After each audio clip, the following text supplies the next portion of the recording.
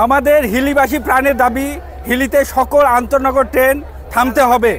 এখানে শুধুমাত্র একটি ট্রেন দাঁড়ায়, সেটা হচ্ছে বরেন্দ্র, এছাড়া আর কোনো ট্রেন দাঁড়ায় না।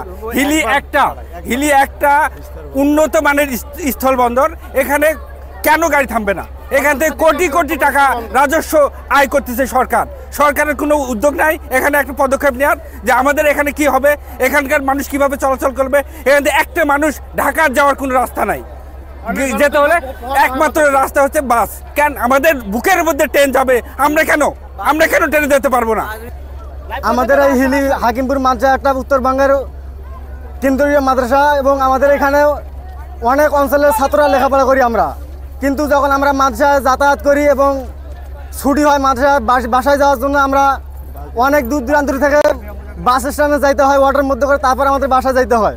কিন্তু দুঃখের বিষয় এটাই যে আমাদের মাদ্রাসার পাশে স্টেশন থাকা সত্ত্বেও আমরা ট্রেনের মধ্যে যাইতে পারি না এবং আমাদের এখানে কোনো প্রকার ট্রেন থামে না। সুতরাং আমরা আমাদের এই সমস্যার কারণে এবং বিভিন্ন লোকেদের এবং আমাদের ছাত্র ভাইদের সমস্যার কারণে আমরা আজকে এখানে আমাদের আন্দোলন। আমাদের হিলি একটা ঐতিহ্যবাহী এলাকা, এখানে বাংলাদেশের দ্বিতীয় বৃহত্তম স্থলবন্দর, এখানে প্রতি মাসে অনেক টাকা রাজস্ব হয় সরকারের। আমাদের হিলিতে কেন ট্রেন দাঁড়াবে না?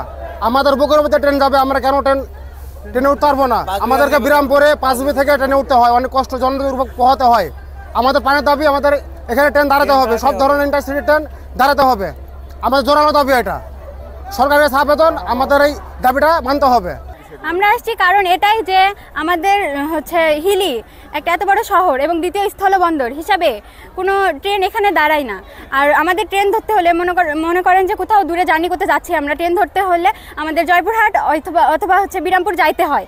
এই কারণে আমাদের এটার কারণে অনেক অসুবিধা হয়, কেউ আবার ট্রেন মিস করে। এই কারণে আমাদের একটাই দাবি, আমাদের এখানে ট্রেন থামতে হবে। আমাদের একটাই দাবি, এক দফা এক দাবি। জনপ্রশাসন এবং জনপ্রতিনিধিরা আমাদের সাথে কথা বলে আমাদেরকে আশ্বাস দিয়েছে যে 20 দিনের মধ্যে আমাদেরকে এখানে ট্রেনের স্টপেজ দিবে। যদি 20 দিনের মধ্যে স্টপেজ না দেয়, পরবর্তীতে এই লাইন দিয়ে কোনো ট্রেন যেতে দিবে না, আমরা এরকমভাবে আন্দোলন করব। হিলিবাসীর প্রাণের দাবি যে এখানে ঢাকাগামী আন্তনগর ট্রেনের বিরতি চাই, সেই উপলক্ষে তারা আন্দোলন সংগ্রাম করছে। তাদের আন্দোলন সংগ্রামের যে যৌক্তিক যে দাবিগুলো, সেই দাবিগুলো স্মারকলিপি আকারে আমাকে দেওয়া হয়েছে।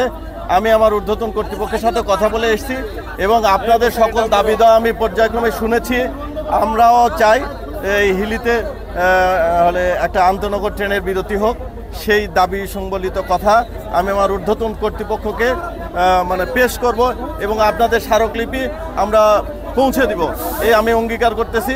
এবং অতি দ্রুততার সাথে যেন এই সমস্যার সমাধান হয়, এখানে বিরতি হয়, সে ব্যাপারে আমাদের রেলওয়ে ঊর্ধ্বতন কর্তৃপক্ষ প্রয়োজনীয় ব্যবস্থা নেবেন।